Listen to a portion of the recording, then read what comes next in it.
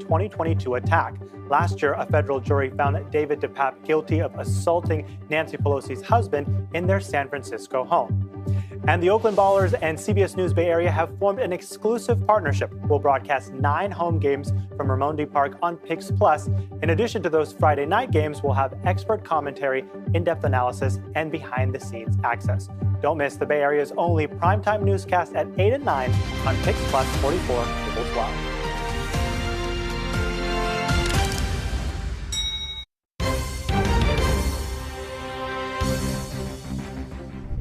The forecast for us today is beautiful. We're sitting right around average, but that's not going to be the case for us as we head into this week. High pressure is going to continue to ridge its way in from offshore, and that'll warm us up, and it's going to dry us up too. We're also going to see winds move offshore as we extend into this week's forecast, and it could get gusty at times. So before we get to that, I want to show you our daytime highs today, because keep in mind, this is right where we should be for this time of year. If only we could hold on to this for just a little bit longer. Sadly, we're going to see these 60s near San Francisco jump all the way up into the 80s throughout the next couple days. We're also going to see these 70s off into the East Bay near Livermore and Antioch get close to the 90s, if not hit the 90s, the closer we go to the Sacramento Valley. Down into the Santa Clara Valley, though, we go. We're sitting in the 70s this afternoon. Not that bad. It's actually beautiful for us today as we head out the door. 50s along our coastline with some breezy conditions for us there today. Let's take a quick look at what's going to happen for us around the corner. Now we know that system's moving its way in, and boy, is it going to warm us up. Let's pick on San Jose real fast. Today, we're sitting exactly where we should be for this time of year, just in the low 70s. But heading into our Wednesday and Thursday forecast, we jump from the low 80s to upper 80s, and then suddenly we're talking about close to 90s right around the corner as we head into our weekend setup. So let's take a quick look at the next 7 days. Big changes in the forecast for us and lots of sunshine to accompany it too. Make sure you start hydrating now. Make sure you start wearing sunscreen now. Just get in that good habit because we're getting closer to summer and it's starting to feel like it this week, especially in our inland areas. Now, if you live closer to San Francisco or Oakland for that matter, we're actually going to see 80s return into the forecast too. That's as early as Thursday, but we don't hold on tight to them nearly as long as our inland areas. We'll cool right back down to the 60s heading into early next week. It was once known as California's toughest state prison, home to some of the state's most notorious criminals. But San Quentin is undergoing a major transformation. Its death row now being emptied out, with more than 400 of its condemned inmates being transferred to other prisons. It's all part of a larger effort to shift the focus from punishment to rehabilitation and offer more job training, education, and skills to get inmates ready for life outside the walls of prison. And while there may be some skepticism about this model, one former gang member says he's proof that it works. Our Kenny Choi brings us the story of Eddie Herrera, who found his passion for photography behind bars. His work has even been featured in Rolling Stone magazine.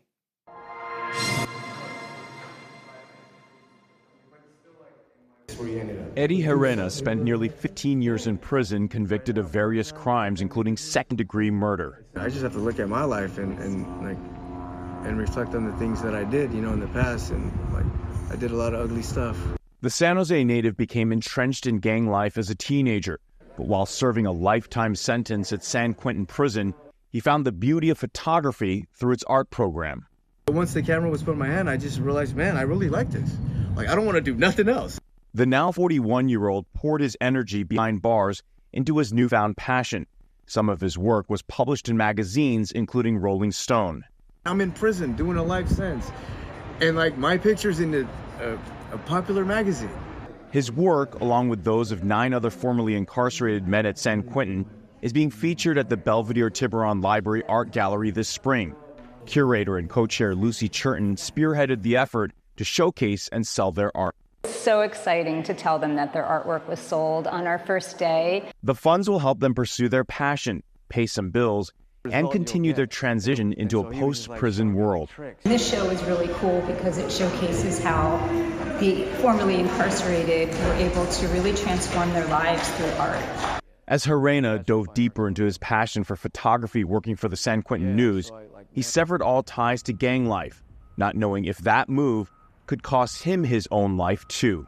I just knew I had to make that stand, and I made this stand and just was gonna deal with the consequences. And so that was the stress part. I just didn't know what was gonna happen. He has found much more to live for in the 6 years since being granted parole. Adeline, his only daughter, is 4 years old. I love her to death, man. we're buddies, you know. But this world is crazy. This world is, you know, it can be cruel sometimes, a lot of times actually. So, you know, I just wanted to teach her, you know, just to be kind, respectful. Herena earned various degrees in prison. He's now studying photography and working for a nonprofit in the East Bay that helps homeless women. I feel like something's watching over me, man. Thank God, man. He's engaged to be married this fall. I don't deserve any of this. But I just feel like doors continue to open for me. That's a reason to smile. A life transformed and recaptured through the beauty of art and the will to change. Herena also appeared in the award-winning documentary The Prison Within. You can see his photographs at the Tiburon Library through the second week of June.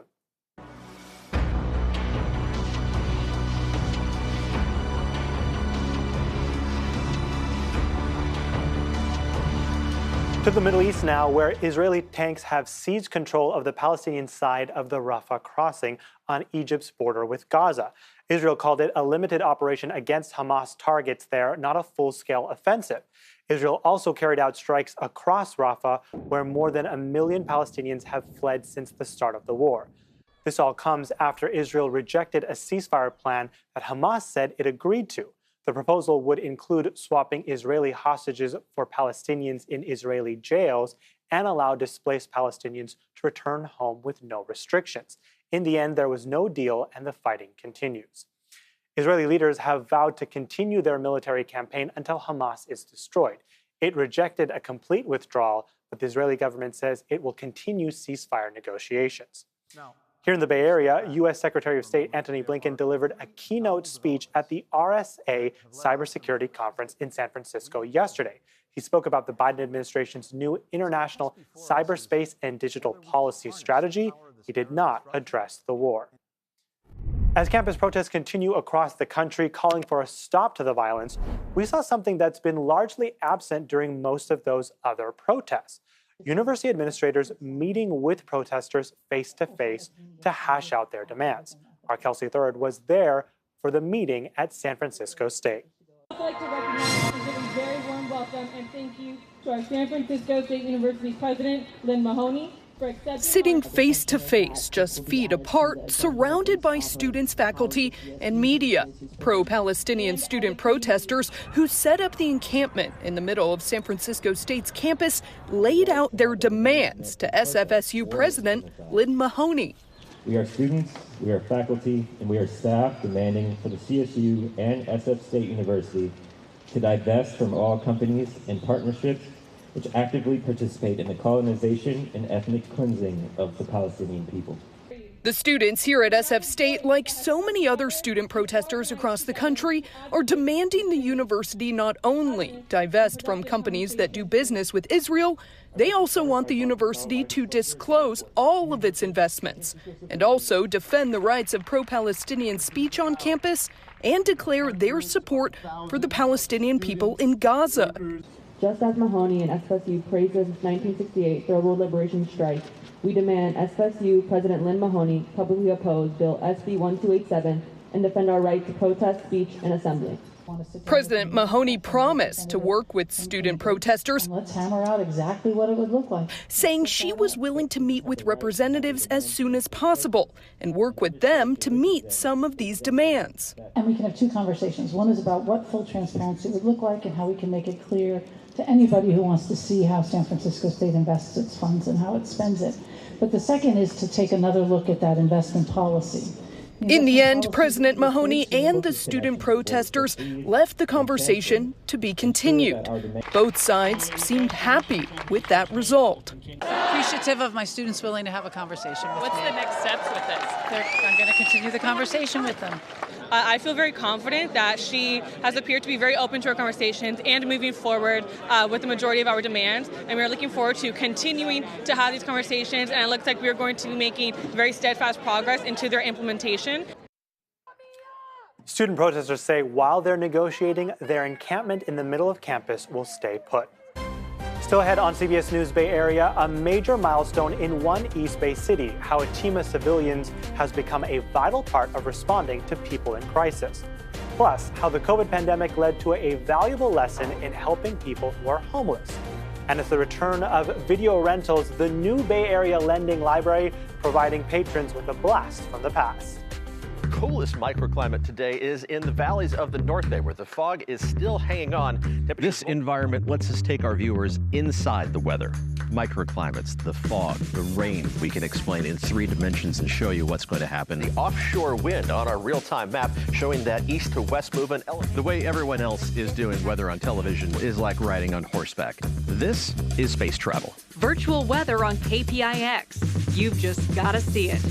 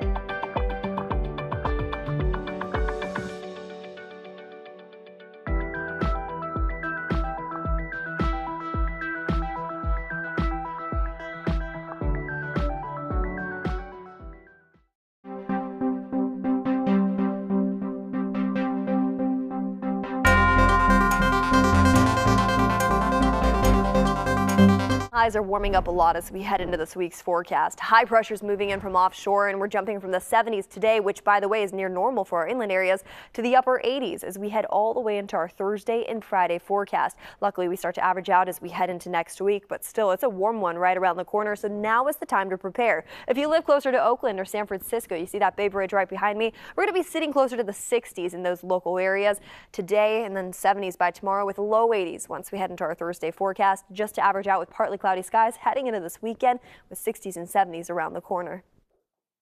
The Antioch Police Department has been at the center of a few scandals over the years, but the city says it's making progress on the road to making things right. Hundreds of racist text messages came to light last year as part of an FBI investigation into the Antioch and Pittsburgh police departments. Investigators say at least 17 officers congratulated each other for intentionally hurting people during arrests and repeatedly using the N-word. The accusations of police misconduct and policy violations have left the city's police resources stretched thin, with about half the force on administrative leave. The police department also faced a federal civil rights lawsuit accusing officers of excessive force after the death of 30-year-old Angelo Quinto. He suffered a mental health episode in 2021 and died in police custody. It's been a year since the city took action to prevent tragedies like this from happening again. And as our John Ramos shows us, it appears to be paying off. It's been exactly 1 year since the city of Antioch launched its crisis response team. And while it may be difficult to measure success on something like this, the numbers are looking good. And the most important data point may be the number 0.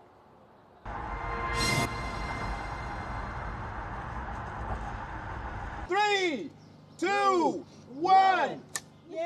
0. That's how many people have died while in police custody since the community response team was created. And Mayor Lamar Hernandez Thorpe says that's exactly the result he was hoping for. The first month of my time as mayor of the city of Antioch, I had an in-custody death that led to this. A month after that, we had another in-custody death. And so if we haven't had an in-custody death since we launched this, and so that's a mark of success for me. To mark the one-year anniversary, the mayor rode along with the team. Their first stop was a strip mall that the crew says generates multiple responses per day. Program manager Nick Jenkins says most of the calls are about nuisances created by homeless people in the area. All we do is address the situation. Hey guys, can you turn the music down? Can you move along? And it's either a yes or no, but we approach everybody with the respect that they deserve. But then a business owner named Tony approached to complain about the lack of response from police and the meager size of the crisis team. 2 people cannot solve this problem. 3 people can't solve it. You need more bodies. You need help. I need help. You need help. He needs help. One of the purposes of the program is to relieve police of non-emergency responses, and the mayor says that's another area of success. Already, the team is taking 500 calls per month, freeing up officers to attend to more serious matters. Initially, we didn't know if these 911 calls would be coming in readily, but to our surprise, we're getting, and they're starting to increase, so maybe to that degree, but we knew there was a need. But with our relationship with dispatch is extremely important. And again, 500 calls a month is pretty good, and I expect that to increase. And now the police are the ones calling in the crisis unit. On this day, they asked for help on Railroad Avenue, where they were trying to get a group of homeless campers to leave. We're trying to do everything we can to get them to daycare. So the team first approached the campers just to talk, and later offered them water and snacks. The idea is to act as a go-between, calming situations down to prevent a more aggressive reaction from either the subjects or the police. They rely on us, the PD, as much as we rely on them. So it's a support issue everywhere. So it's been a good working relationship? Yes, it's a great working relationship with the PD. The mayor believes the program is working, but the initial $1 million of funding, a grant from the federal government, is running out.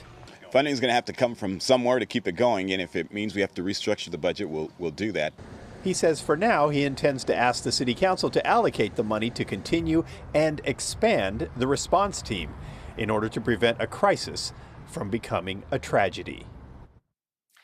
Antioch's community response team is named for Angelo Quinto, the young man who was killed after police were called in to deal with his mental health crisis. 4 homicide suspects in Antioch will plead guilty to lesser charges as a result of the scandal at the police department. Back in March of 2021, a man was killed and a second person was shot in a drive-by shooting on Aspen Way. 4 men were arrested and charged with murder. Those 4 suspects have now reached plea agreements on lesser charges after federal and local investigators uncovered widespread racism and brutality within Antioch PD, including in this case. All 12 officers involved in the arrest or on the investigation were allegedly part of those racist, homophobic, and threatening text messages chains. In August of last year, federal prosecutors announced charges against 3 officers for their use of force and their deployment of a police canine. Other officers within the Antioch and Pittsburgh police departments have been accused of benefits fraud, steroid distribution, and other misconduct. A new look at a pandemic program meant to help homeless people found that it did exactly what it was supposed to do. An analysis from Cal Matters found the state's homeless population increased by at least 22,500 during the first 3 years of the pandemic. The state launched Project Home Key in March 2020 to help get people off the streets and into suddenly abandoned hotels and motels. That program is long gone, but homeless advocates say it provided a lot of lessons for tackling this crisis. Our Jose Martinez spoke with one woman who knows the importance of housing stability. Project Room Key was established by the state as a housing and homelessness COVID response. And 4 years later, the question remains whether it was successful or not. So we came to the Tenderloin to get the answers.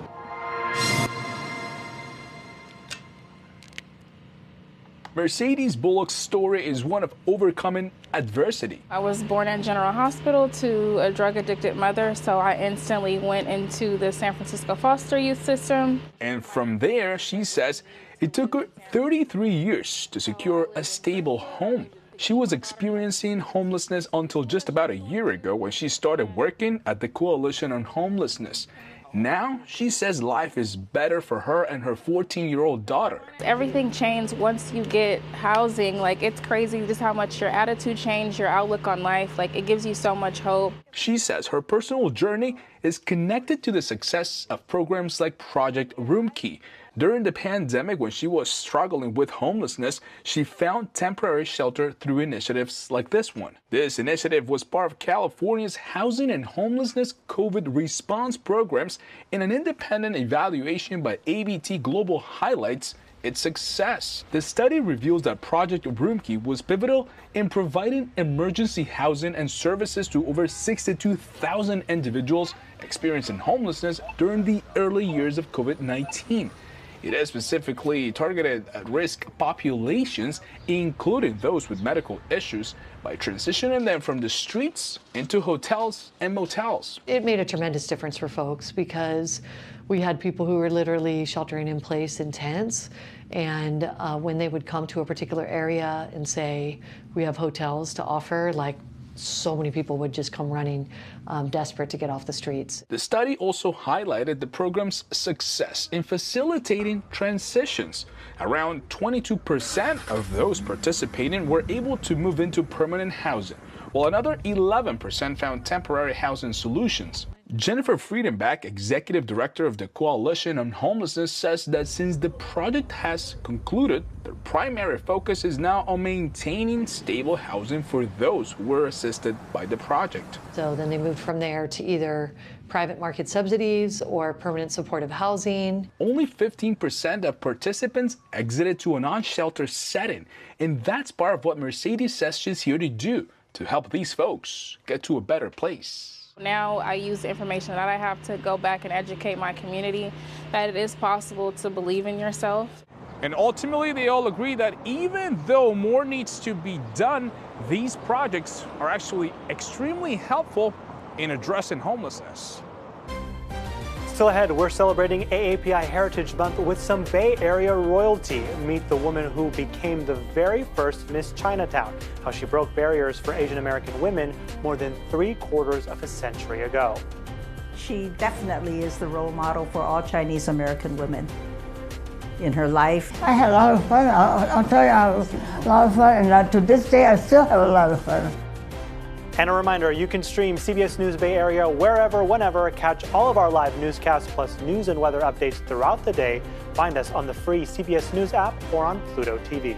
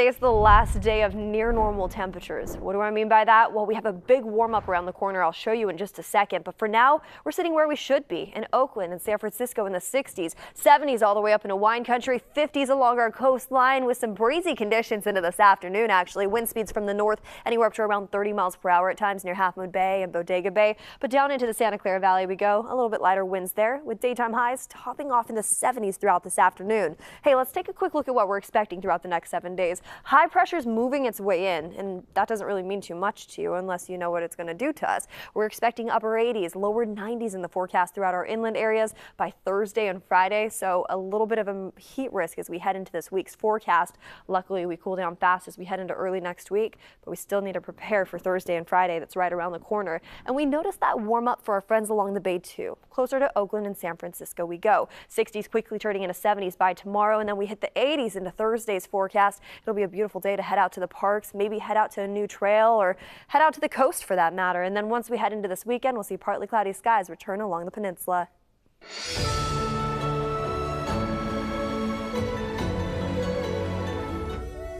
As we celebrate AAPI Heritage Month, we want to share some living history. This Bay Area woman became the very first Miss Chinatown more than 3/4 of a century ago. Sharon Chin has more on the San Francisco native and the new crown she recently received.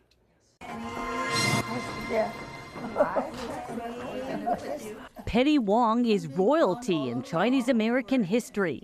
The 99-year-old San Mateo County woman was crowned queen at the very first Miss Chinatown beauty pageant in 1948. She admits she wasn't planning to enter the contest, the Chinese American version of the Miss America pageant. One lady came up and asked me, why don't you join them? I said, oh, right. so I did. She found herself breaking barriers. After all, it was a big deal to parade in a bathing suit when you're not swimming. But she's known for taking chances. I was surprised that I won. Honest, I was surprised. And suddenly, she got invited to a lot of parties. I don't call myself a celebrity. I find myself just like anybody else. But I just had a little more fun, that's all. And she paved the way for younger women like Cynthia Yee, Miss Chinatown San Francisco 1967, who's admired Penny's boldness and confidence. She was the first one to be in a bathing suit to win a contest. Oh my gosh, you know, that was a no-no in 1948. She just made very important strides and steps for the Chinese American women. Perfect, we got it. So it doesn't dig into your scalp. I love that. I love it. Those women include Cynthia's group, the Grant Avenue Follies, the dancing senior citizens who call themselves Glammas from San Francisco's golden age. They honored Penny with a crystal crown to replace the now discarded paper one that came with her title. It's been a long time and she deserves a crystal crown, don't you think? After winning Miss Chinatown, Penny did office work and some modeling. The native San Franciscan married her late husband Andy and had 3 children. They owned a nightclub, the Sky Room, and other businesses in Chinatown where she lived most of her life. She definitely is the role model for all Chinese American women. In her life, you know, having children, having a career, having a business, and encouraging everybody to get out and live. I had a lot of fun. I'll tell you, I had a lot of fun, and to this day, I still have a lot of fun. We go back in time to the good. These days, Penny holds court with her younger friends, like the Grant Avenue Follies, whom she supported for years. With age, Penny's experienced some hearing and memory loss, but she still plays a mean game of poker, exercises, and loves to laugh. What is the secret to long life? Drink a lot of water. It's no secret that the first Miss Chinatown still reigns when it comes to living life to the fullest. Penny has 3 children, 5 grandchildren, and 5 great-grandchildren. The civil rights group Chinese American Citizens Alliance organized the first Miss Chinatown pageant. Penny says the only makeup she wore was lipstick. We also had the chance to host the current Miss Chinatown USA when she visited CBS News Bay Area. This is video from our station's AAPI Heritage Month kickoff event late last month. All month long, we will feature stories highlighting the culture, history, and issues important to the Bay Area's AAPI community. We'll be posting all of those stories on a special section of our website, kpix.com. Coming up in our next half hour here on CBS News Bay Area, a wealthy philanthropist has an offer to help with San Jose's homelessness crisis, how it could be a new model for other Bay Area cities. We're the center of innovation, the greatest concentration of wealth in the world. We've got to be able to figure out this homeless problem. And how photographs helped uncover new details of this family's history in a Japanese internment camp.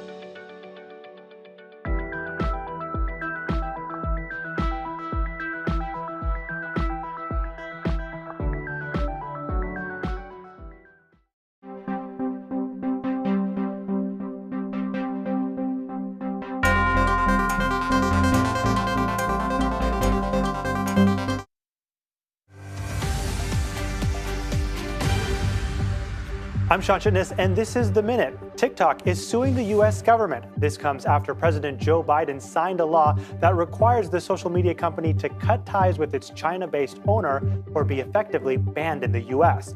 The lawsuit claims that's unconstitutional. A suspected murderer is in custody after a 3-hour search in Antioch. Police lifted a shelter-in-place order yesterday after arresting 28-year-old Carlos Palacios. He was wanted in a homicide case out of Stockton. Police have not released any other details. The number of tent encampments in San Francisco has hit a 5-year low. That's according to the mayor's office. They report a 41% drop in tents and structures since last July. The mayor credits an effort to get people into shelters and encampment cleanups. The Bay Area's only primetime newscast at 8 and 9 on the all-new Pix Plus 44 Cable 12.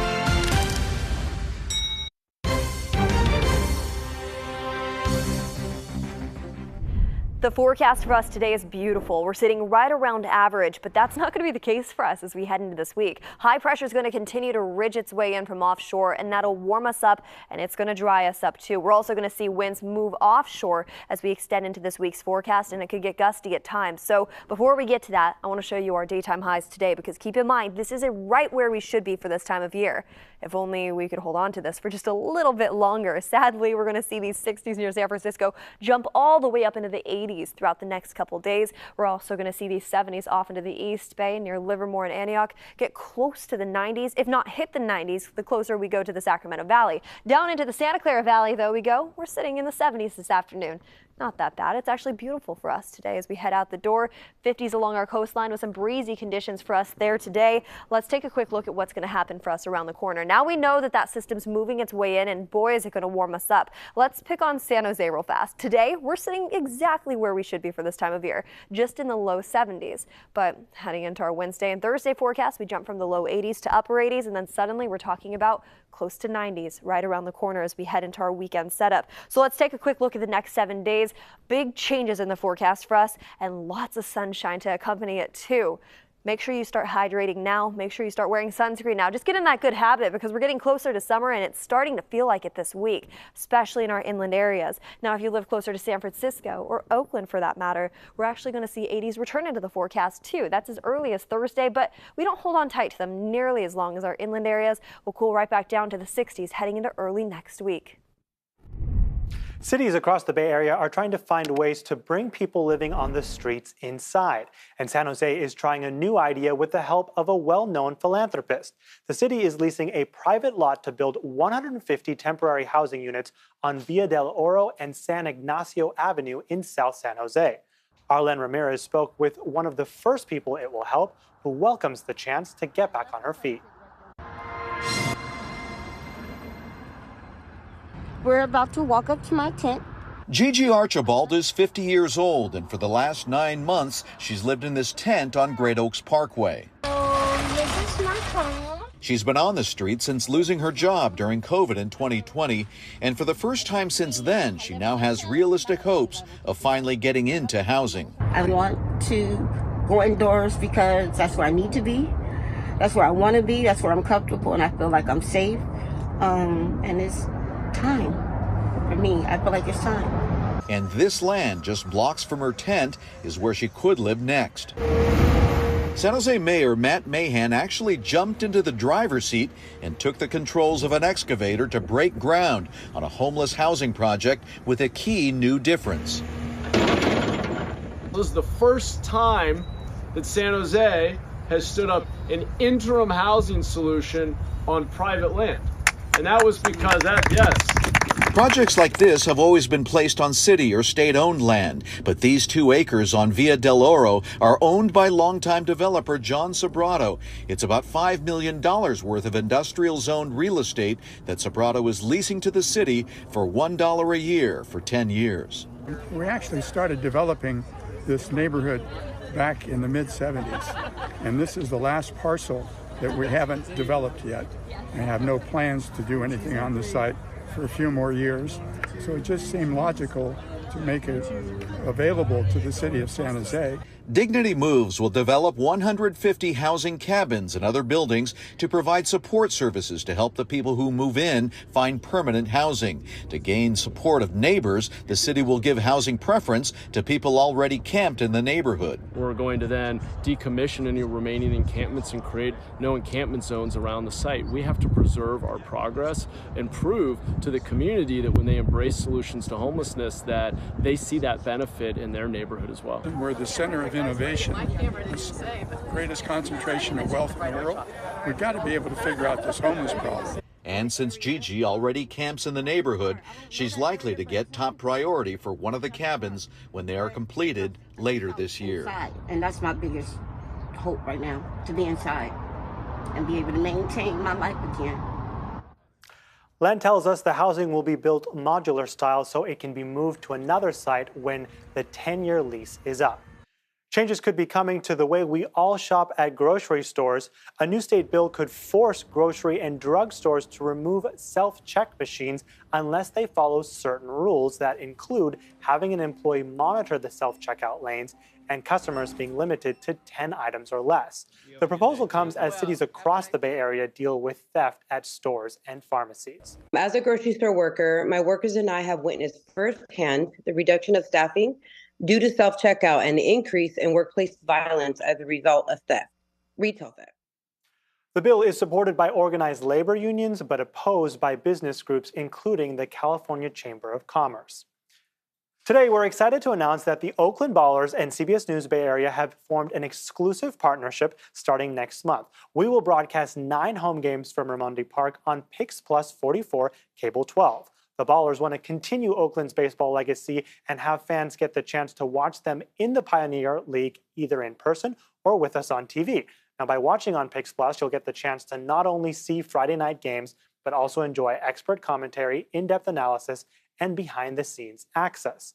The Oakland Ballers are implementing a $1.6 million plan to renovate their new home, Raimondi Park. They will play a total of 48 games in West Oakland. The upgrades that you can see there are being funded by private investors. Being able to do something for the community, by the community, is critical for me as a person, and I think for us as an organization. And so just looking at all of the people who have committed a beautiful Saturday to coming out and cleaning up this park is pretty incredible.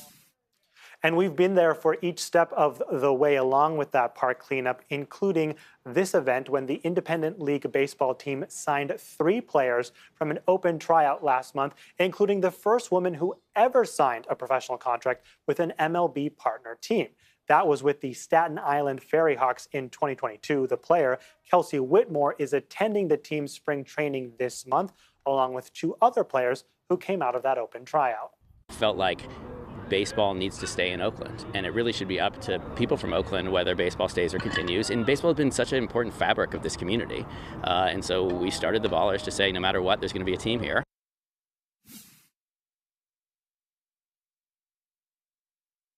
Colors in the East Bay. It's part of the team's dedication to a community-focused experience for Oakland. They have a vow that they will never leave the town because they are built by Oakland for Oakland. So look for the first home game on Pix Plus. That's on June 7th. And you can also check out tickets to see the team in person. They're on sale right now with a reduced ticket fee. Up next, we are following up on a story of rediscovered photos from 1942 showcasing the faces of Japanese Americans before they were shipped off to internment camps.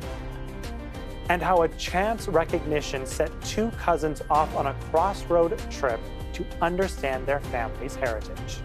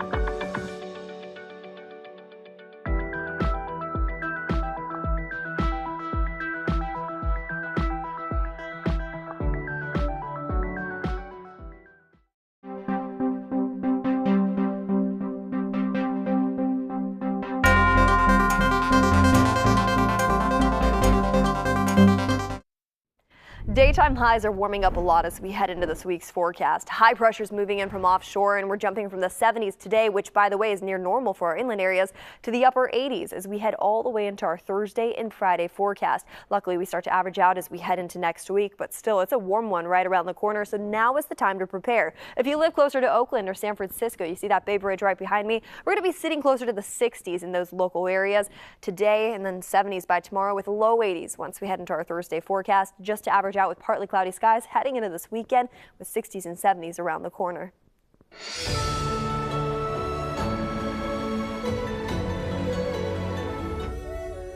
All month long, we're featuring stories highlighting the culture, history, and important issues to the Bay Area's AAPI community.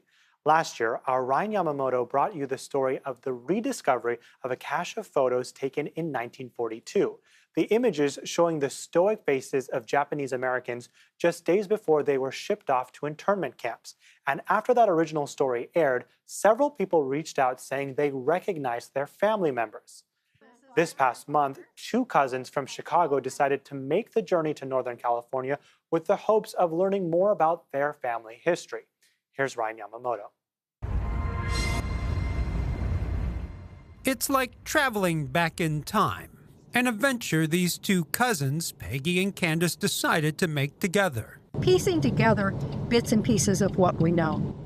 Flying in from Chicago to the Bay Area to make the long drive. Just park here? To Marysville, California.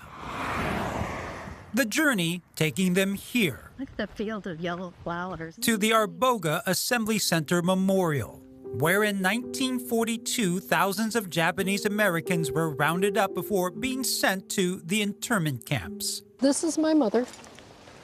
This is my mother. And this is my grandfather. And this is my grandmother. The pilgrimage into their past, sparked by a story we aired last year. These handsome young men. On the rediscovery of these long-lost photos.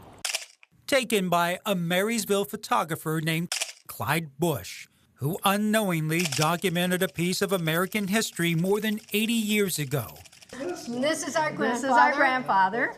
Okay. Kazuma Hayashi. I saw the first video when my brother sent it to me. He lives in San Francisco. And he lives in the San Francisco area. He forwarded it to me, and then I looked at it and immediately spotted my mother. Women. Mom, there she is. I spotted her, and then I spotted my grandmother. Oh, there she is. Grandma. And my brother was surprised because he had not spotted my grandmother. So this is Grandma, and you notice she's all dressed up. She's got her suit on. And for local historians Sue Sendra-Moyers and David Reed, every time we look at these, I feel like it's the first time. It is a chance to help Peggy and Candace put the pieces of their past puzzle together. Our grandfather Hayashi, and there's a couple pictures, and then our grandmother, there's two. Grandmother, so husband and wife. But also learn more about the faces in the photos that they keep. That's my mother, and this is her good childhood friend, Himeko. Her mother was my mother's Japanese teacher. Your mother's Japanese teacher. Well, I'm looking at a family's private history that needs to be shared because these are real people and this is what happened to them. And so that's the story we want to tell. Oh, it's been incredible just spending some time with them today and learning the backstory on some people that prior to today were just faces and a chin of negatives. This is our grandmother on our mother's side. Nobuko Hayashi. For Peggy and Candace, a chance to understand their own history and to pass it on. If we don't pass it down, it's going to be lost, right? If we don't make the record, at least keep the record straight, get this information out, it's lost. And that's hard to think about. Where they will return to Chicago, knowing their story is well preserved. It's really something that they're being recognized, that what happened to them, it means something now. Finding meaning by taking a journey into the past to help future generations understand today. Both Candace and Peggy were hoping to identify even more family members, several aunts who were in their teens at the time, but only found the four: their grandfather, grandmother, Peggy's mother, and her best friend. We'll be bringing you stories like this all month long in our newscast and on our streaming service, CBS News Bay Area. And we'll also be posting these stories on our special section of the website, kpix.com. Coming up, it's an old tradition that could be making a comeback, the new Bay Area Lending Library providing patrons with a blast from the past.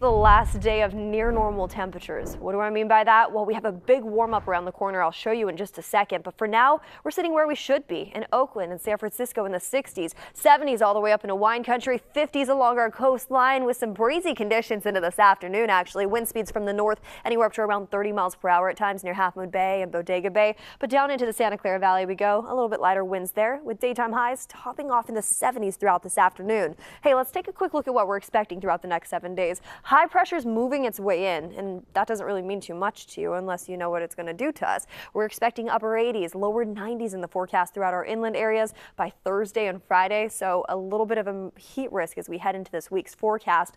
Luckily, we cool down fast as we head into early next week, but we still need to prepare for Thursday and Friday. That's right around the corner. And we noticed that warm up for our friends along the bay too. Closer to Oakland and San Francisco we go. 60s quickly turning into 70s by tomorrow, and then we hit the 80s into Thursday's forecast. It'll be a beautiful day to head out to the parks, maybe head out to a new trail or head out to the coast for that matter. And then once we head into this weekend, we'll see partly cloudy skies return along the peninsula. It almost seems like a galaxy far, far away. Remember the days before Netflix when people would head to Blockbuster to grab a movie? Let's rewind to the 90s for a second. Back in the day, Blockbuster Video had 9,000 stores globally and had 65 million registered customers. These days, only one store remains in Bend, Oregon, but as our Itai Had reports, Blockbuster Saga is now getting a sequel. Thanks for streaming CBS News Bay Area. I'm Sean Chitness. We'll be right back with your first alert forecast and a look at your top stories.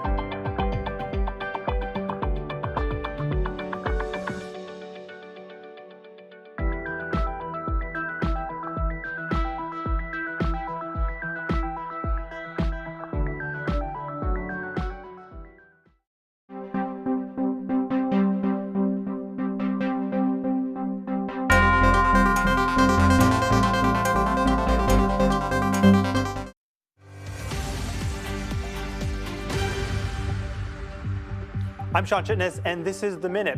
The Boy Scouts is changing its name. It's rebranding as Scouting America. The organization says it's emphasizing inclusion after decades of turmoil involving sexual abuse claims. In recent years, the Boy Scouts have allowed gay youth and women. The man accused of attacking Paul Pelosi is due back in court today. This is for his state trial following the 2022 attack. Last year, a federal